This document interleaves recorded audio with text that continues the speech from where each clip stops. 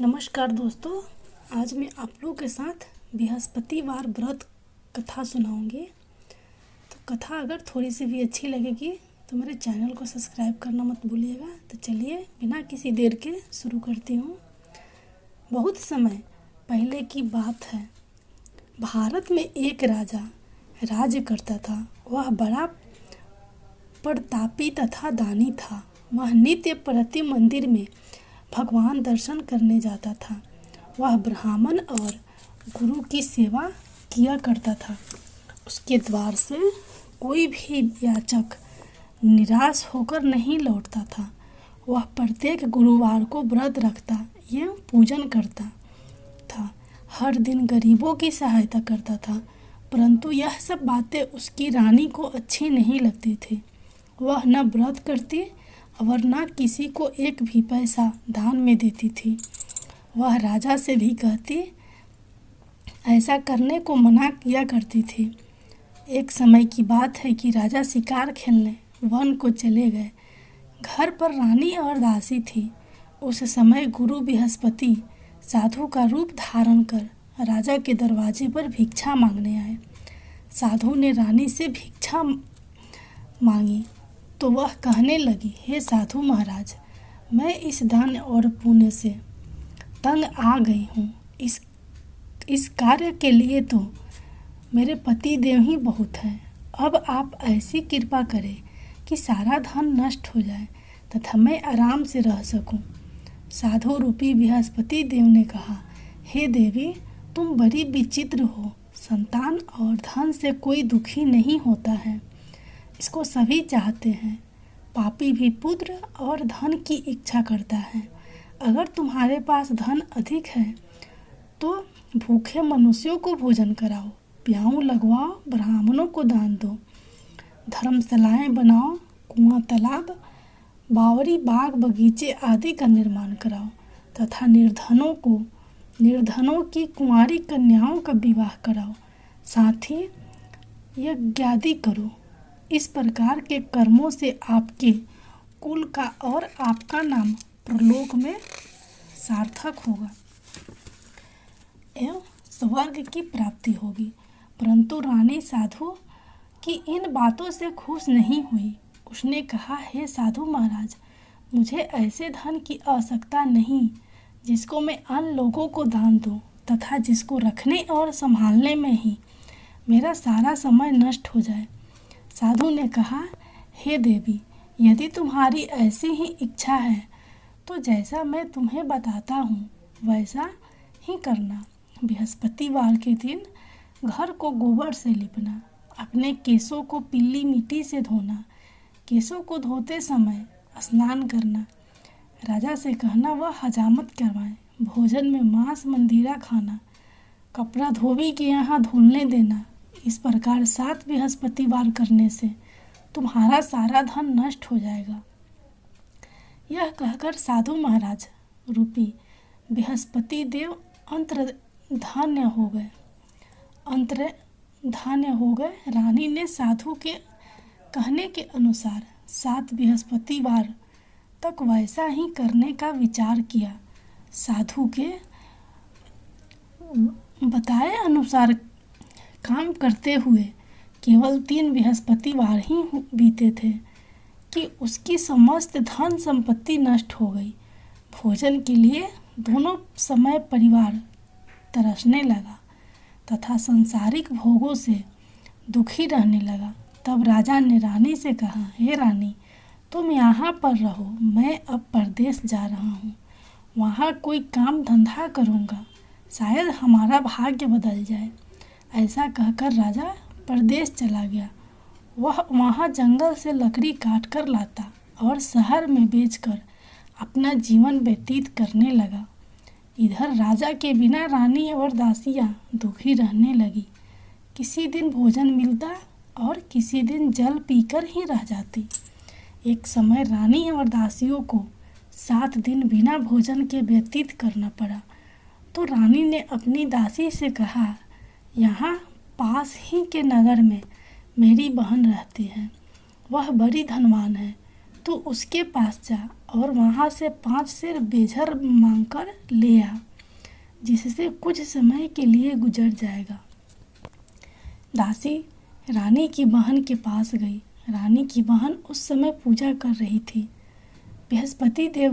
बृहस्पतिवार का दिन था। दासी ने रानी की बहन से कहा, हे रानी, मुझे आपकी बहन ने भेजा है, मुझे 5 सेर बेझर दे दो। दासी ने यह बात अनेक बार कही, परंतु रानी की बहन कोई उत्तर नहीं दिया, क्योंकि वह उस समय बृहस्पतिवार की कथा सुन रही थी। जब दासी को रानी की बहन से कोई उत्तर नहीं मिला तो वह बहुत दुखी हुई। उसे क्रोध भी आया। वह लौटकर रानी से बोली, हे रानी, आपकी बहन बहुत ही धनी स्त्री है, वह छोटे लोगों से बात भी नहीं करती। मैंने उससे कहा तो उसने कोई उत्तर नहीं दिया, मैं वापस चली आई। रानी बोली, हे दासी, इसमें उसका कोई दोष नहीं है। जब बुरे दिन आते हैं तब कोई सहारा नहीं देता। अच्छे बुरे का पता विपत्ति में ही लगता है। जो ईश्वर की इच्छा होगी वही होगा। यह सब हमारे भाग्य का दोष है। उधर रानी की बहन ने सोचा कि मेरी बहन की दासी आई थी, परंतु मैं उससे नहीं बोली, इससे वह बहुत दुखी हुई होगी। अतः कथा सुन और विष्णु भगवान का पूजन समाप्त कर वह अपनी बहन के घर आई और कहने लगी, हे बहन, मैं बृहस्पतिवार का व्रत कर रही थी। तुम्हारी दासी हमारे घर गई थी, परंतु जब तक कथा होती है तब तक हम लोग न उठते हैं और न बोलते हैं, इसलिए मैं नहीं बोली। कहो दासी क्यों गई थी? रानी बोली, बहन, हमारे घर अनाज नहीं था। वैसे तुमसे कोई बात छिपी नहीं है, इस कारण मैंने दासी को तुम्हारे पास 5 सेर बेझर लेने के लिए भेजा था। रानी की बहन बोली, बहन, बृहस्पति भगवान सबकी मनोकामना पूर्ण करते हैं। देखो, शायद तुम्हारे घर में अनाज रखा हो। यह सुनकर दासी घर के अंदर गई तो वहाँ उसे एक घड़ा बेझर का भाड़ा मिल गया। उसे बड़ी हैरानी हुई, क्योंकि उसने एक एक बर्तन देख लिया था। उसने बाहर आकर रानी को बताया। दासी अपनी रानी से कहने लगी, हे रानी, देखो, वैसे हमको जब अन्न नहीं मिलता तो हम रोज ही व्रत करते हैं। अगर इनसे व्रत की विधि और कथा पूछ ली जाए तो उसे हम भी किया करेंगे।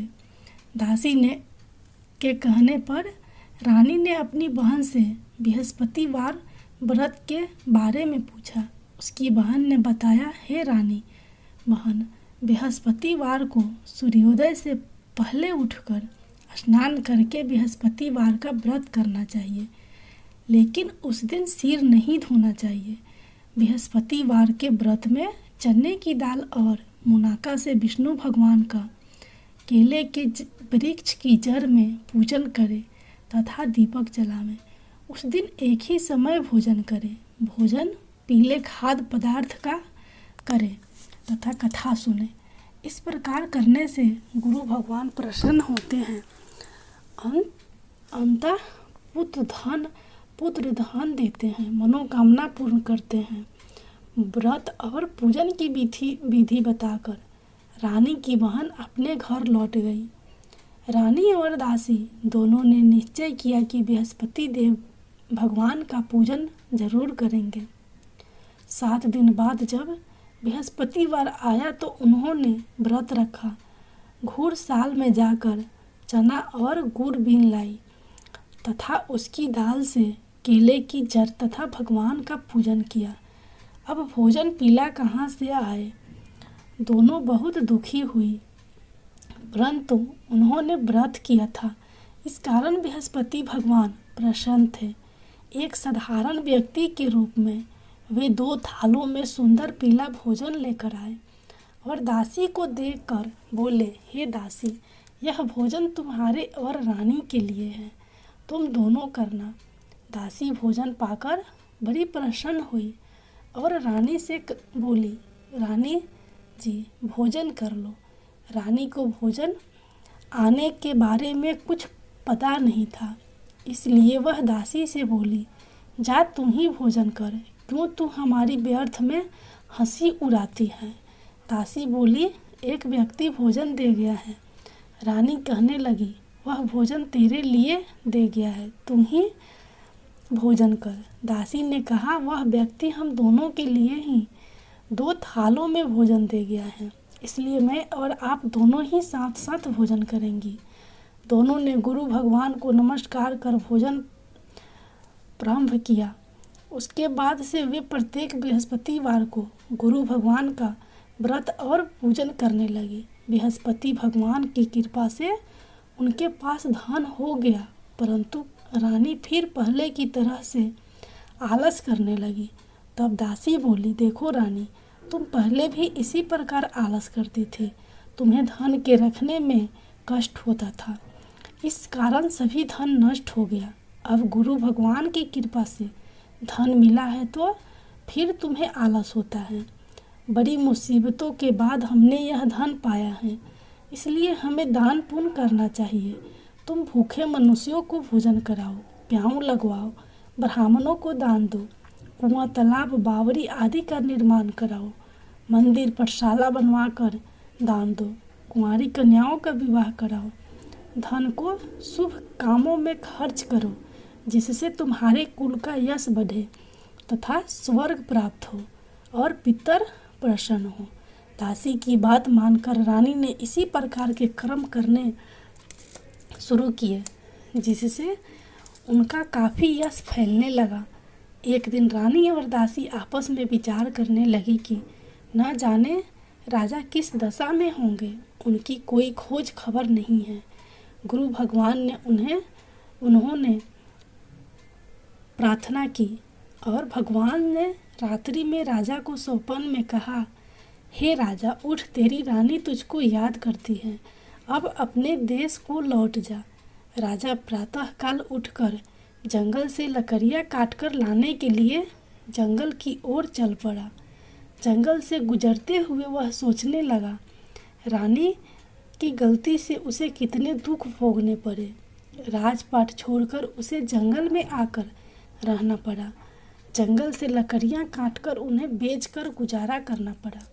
उसी समय उस जंगल में बृहस्पति देव एक साधु का रूप धारण कर आए और राजा के पास आकर बोले, हे लग रहा रे, तुम इस सुनसान जंगल में किस चिंता में बैठे हो, मुझे बतलाओ। यह सुन राजा के नेत्रों में जल भर आया और साधु की वंदना कर बोला, हे प्रभु, आप सब कुछ जानने वाले हैं।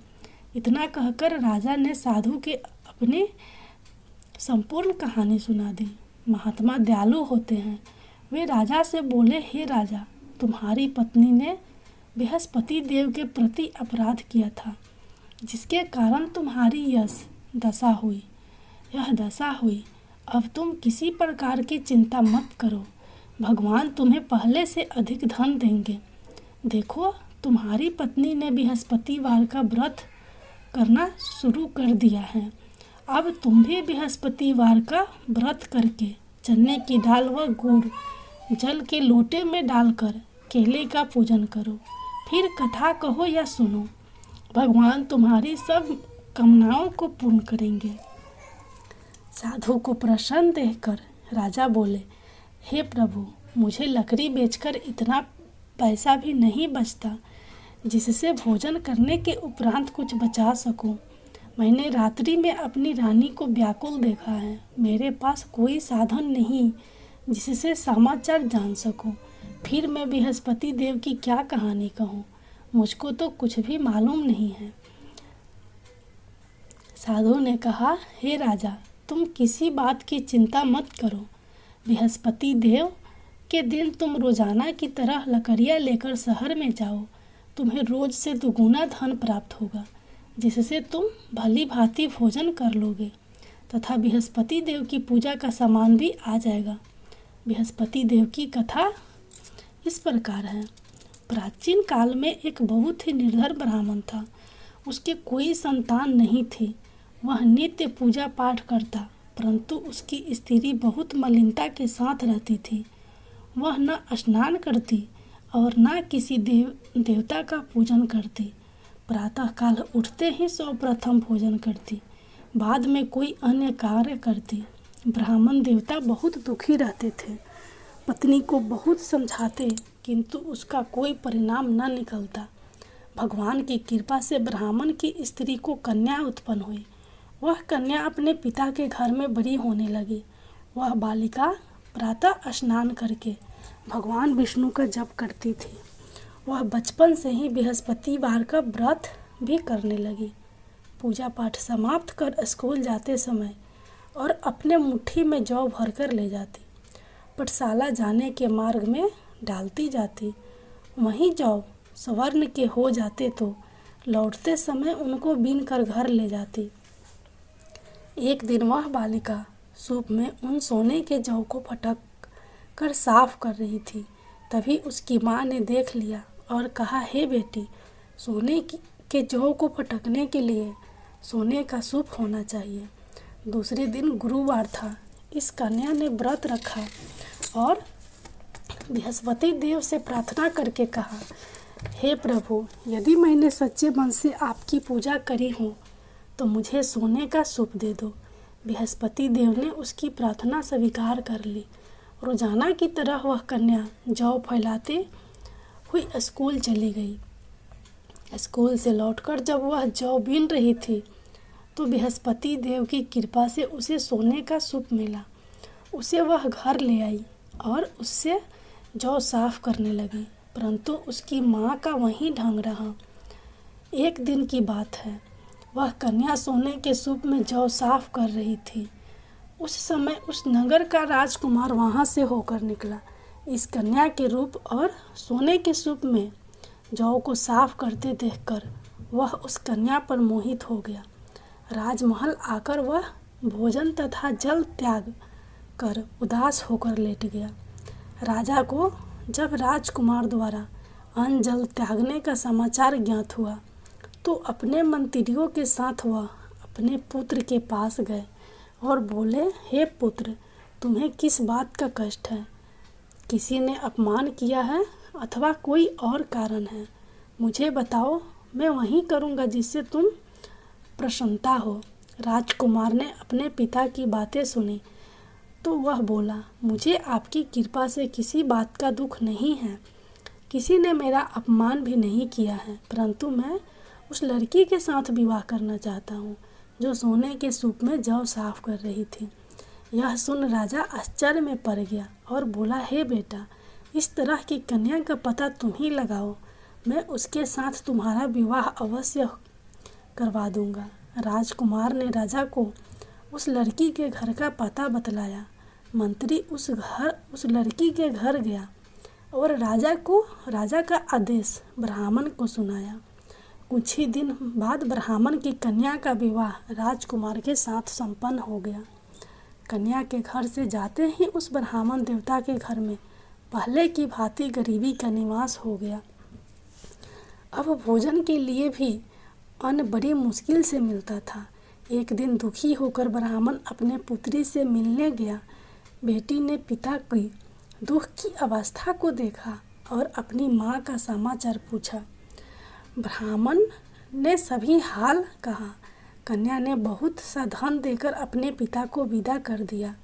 इस तरह ब्राह्मण का कुछ समय सुखपूर्वक व्यतीत हुआ, लेकिन कुछ दिन बाद फिर वही हाल हो गया। ब्राह्मण फिर अपनी कन्या के यहाँ गया और सभी हाल कहा तो पुत्री बोली, हे पिताजी, आप माता जी को यहाँ लिया लाओ, मैं उन्हें वह विधि बतला दूंगी जिससे गरीबी दूर हो जाए।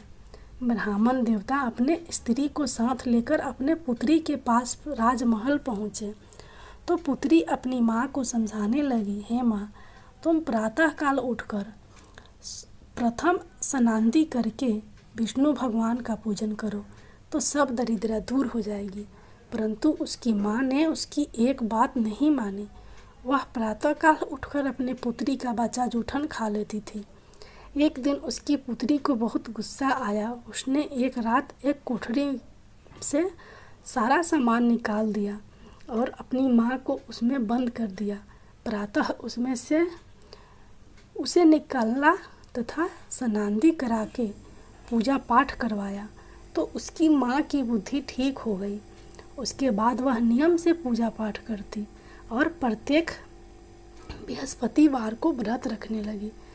इस व्रत के प्रभाव से उसकी माँ की बहुत धनवान हो गई और बृहस्पति देवता के प्रभाव से स्वर्ग हो गई। वह ब्राह्मण भी सुखपूर्वक इस लोक का सुख भोगकर स्वर्ग को प्राप्त हुआ। इस तरह कहानी कहकर साधु देवता वहाँ से लोप हो गए। धीरे धीरे समय व्यतीत होने पर बृहस्पतिवार का दिन आया। राजा जंगल से लकड़ी काटकर किसी शहर में बेचने गया। उसे उस दिन और दिनों से अधिक धन मिला। राजा ने चना गुड़ आदि लाकर बृहस्पतिवार का व्रत किया। उस दिन से उसके सभी क्लेश दूर हुए। परंतु जब अगला गुरुवार का दिन आया तो वह बृहस्पतिवार का व्रत करना भूल गया। इस कारण बृहस्पति भगवान नाराज हो गए। उस दिन उस नगर के राजा ने विशाल यज्ञ का आयोजन किया तथा अपने समस्त राज्य में घोषणा करवा दी कि कोई भी मनुष्य अपने घर में भोजन न बनाए तथा आग भी न जलाए। समस्त लोग मेरे यहाँ भोजन करने आवे। इस आज्ञा को जो न मानेगा उसको फांसी की सजा दी जाएगी। राजा की आज्ञा अनुसार राज्य के सभी वासी राजा के भोज में सम्मिलित हुए, लेकिन लकड़हारा कुछ देर से पहुंचा, इसलिए राजा उसको अपने साथ महल में ले गए। जब राजा लकड़हारे को भोजन करा रहे थे तो रानी की दृष्टि उस खूंटी पर पड़ी जिस पर उसका हार लटका हुआ था। उसे हार खूंटी पर लटका दिखाई नहीं दिया। रानी को निश्चय हो गया कि मेरा हार इसी लकड़हारे ने चुरा लिया है। उसी समय सैनिक बुलवाकर उसको जेल में डलवा दिया। जब लकड़हारा जेल खाने में गया तो बहुत दुखी होकर विचार करने लगा कि न जाने कौन से पूर्व जन्म के कर्म से मुझे यह दुख प्राप्त हुआ है, और उसी साधु को याद करने लगा जो जंगल में मिला था। तत्काल बृहस्पति देव साधु के रूप में प्रकट हो गए और उसकी दशा को देखकर कहने लगे, अरे मूर्ख, तूने बृहस्पति देव की कथा नहीं कही, इसी कारण तुझे दुख प्राप्त हुआ है। अब चिंता मत कर। बृहस्पतिवार के दिन जेल खाने के दरवाजे पर 4 पैसे परे मिलेंगे, उनसे तू बृहस्पति देव की पूजा करना, तेरे सभी कष्ट दूर हो जाएंगे। अगले बृहस्पतिवार उसे जेल के द्वार पर 4 पैसे मिले। राजा ने पूजा का सामान मंगवाकर कथा कही और प्रसाद बांटा। उसी रात्रि को बृहस्पति देव ने उस नगर के राजा को सौपन में कहा, हे राजा, तूने जिस आदमी को जेल खाने में बंद कर दिया है वह निर्दोष है, वह राजा है, उसे छोड़ देना। रानी का हार उसी खूंटी पर लटका हुआ है। अगर तू ऐसा नहीं करेगा तो मैं तेरे राज को नष्ट कर दूंगा। राजा प्रातःकाल उठा और खूंटी पर हार टांगा देकर लकड़हारे को बुलाकर क्षमा मांगी तथा राजा को योग सुंदर वस्त्र आभूषण भेंट कर उसे विदा किया। गुरुदेव की आज्ञा अनुसार राजा अपने नगर को चल दिया। राजा जब नगर के निकट पहुंचा तो उसे बड़ा ही आश्चर्य हुआ। नगर में पहले से अधिक बाग, तालाब और कुएं तथा बहुत सी धर्मशालाएं, मंदिर आदि बने हुए थे। राजा ने पूछा कि यह किसका बाग और धर्मशाला है। तब नगर के सब लोग कहने लगे कि यह सब रानी और दासी द्वारा बनवाए गए हैं। राजा को आश्चर्य हुआ और गुस्सा भी आया।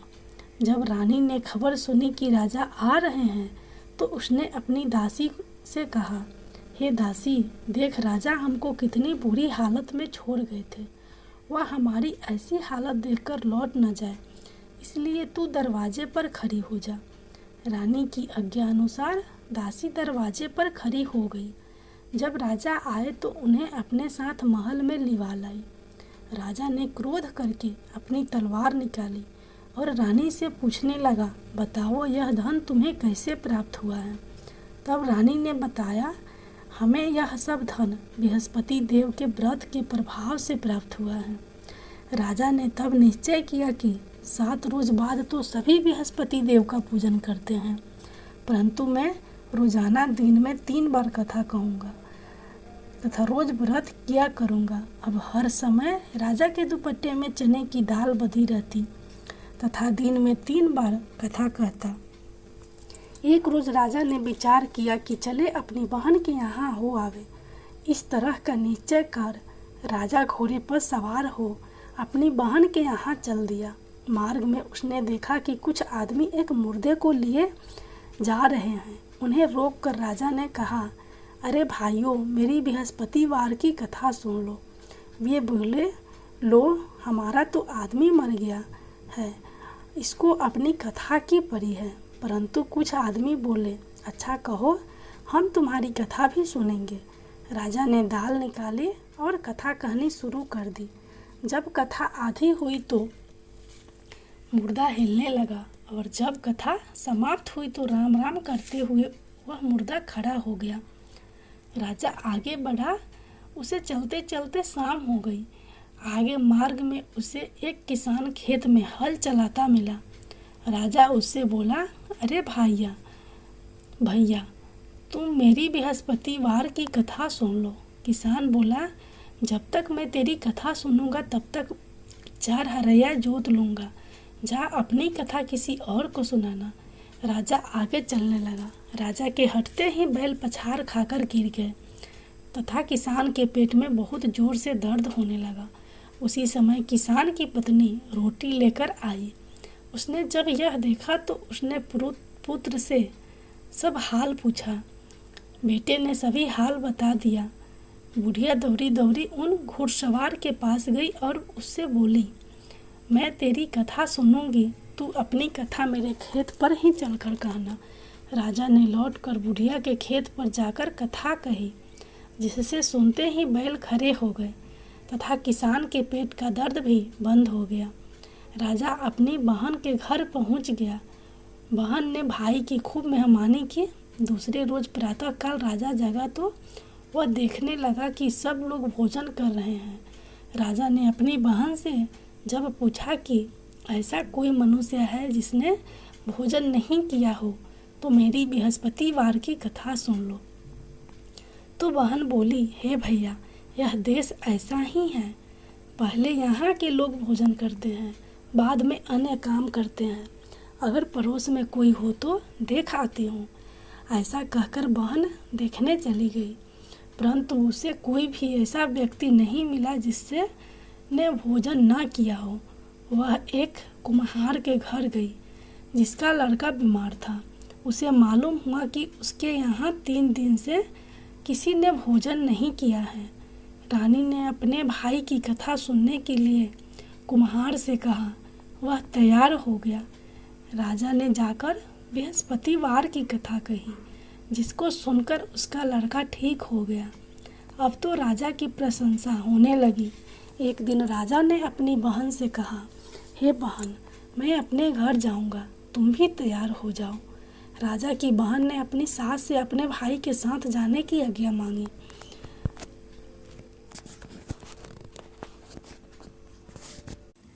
सास बोली, चली जा, परंतु अपने लड़कों को मत ले जाना, क्योंकि तेरे भाई को कोई संतान नहीं होती है। बहन ने अपने भाई से कहा, हे भैया, मैं तो चलूँगी, परंतु कोई बालक नहीं जाएगा। राजा ने कहा, जब कोई बालक नहीं जाएगा तब तुम जाकर ही क्या करोगी।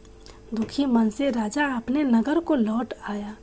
राजा ने अपनी रानी से कहा, हम निसंतान हैं, इसलिए कोई हमारे घर आना पसंद नहीं करता। इतना कह वह बिना भोजन किए आदि जमीन पर लेट गया। रानी बोली, हे प्रभु, बृहस्पति देव ने हमें सब कुछ दिया है, वे हमें संतान भी अवश्य देंगे। उसी रात बृहस्पति देव ने राजा को स्वप्न में कहा, हे राजा, उठ, सभी सोच त्याग दे, तेरी रानी गर्भवती है। राजा को यह जानकर बड़ी प्रसन्नता हुई। 9वें महीने रानी के गर्भ से एक सुंदर पुत्र पैदा हुआ, जब राजा की बहन ने यह शुभ समाचार सुना तो वह बहुत खुश हुई तथा बधाई लेकर अपने भाई के यहाँ आई। तभी रानी ने कहा, घोड़ा चढ़कर नहीं आई, गधा चढ़ी आई। राजा की बहन बोली, भाई मैं इस प्रकार ना कहती तो तुम्हें औलाद कैसे मिलती। बृहस्पति देव ऐसे ही हैं, जिसके मन में जो कामनाएं रहती हैं सभी को पूर्ण करते हैं। जो सद्भावना पूर्वक बृहस्पतिवार का व्रत करता है एवं पढ़ता है अथवा सुनता है और दूसरों को सुनाता है, बृहस्पति देव उसकी सभी मनोकामना पूर्ण करते हैं। बृहस्पति देव उनकी सदैव रक्षा करते हैं। जो संसार में सद्भावना व सच्चे हृदय से बृहस्पति देव का पूजन करते हैं, उनकी सभी मनोकामनाएं उसी प्रकार पूर्ण होती हैं। जैसे रानी और राजा ने बृहस्पति देव की कथा का गुणगान किया, उनकी सभी इच्छाएं बृहस्पति देव ने पूर्ण की। मनुष्य को हृदय से उनका मनन करते हुए जयकार करना चाहिए।